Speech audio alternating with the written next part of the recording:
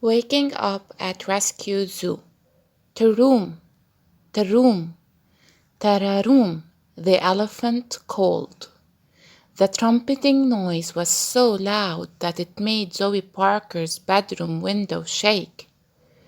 Zoe opened her eyes and smiled. Okay, okay, I'm up, she said. After a final stretch, she leaped out of bed.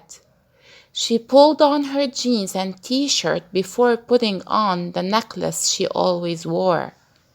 A pretty silver chain with a charm in the shape of a lion's paw print.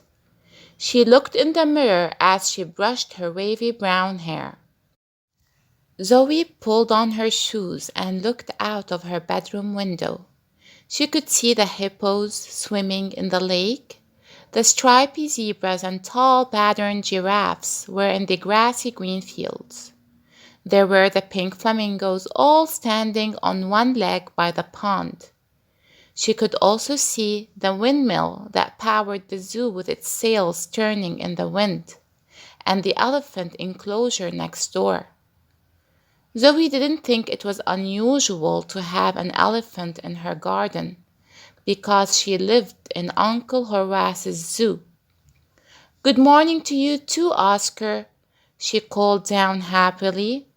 The tip of a long gray trunk appeared from behind a tall tree, followed by the tusks, head, and the huge flapping ears of Oscar the African elephant. He lifted his trunk up high and waved at her, his wise old eyes twinkling. To room, he trumpeted again. No, Oscar, no school for me today. It's half term, she called back.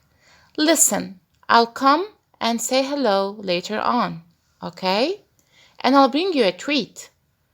Elephants munched on tree bark, leaves, and grass most of the time, but Zoe knew they also loved sweet fruit like apples and oranges.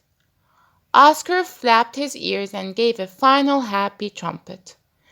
Okay, I'll see if I can find you some bananas, Zoe laughed.